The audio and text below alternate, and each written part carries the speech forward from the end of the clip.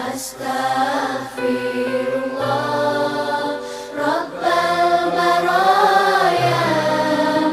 أستغفر الله من الخطايا.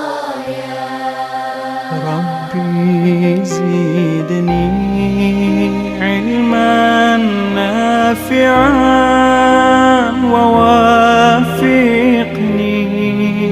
عملا مقبولا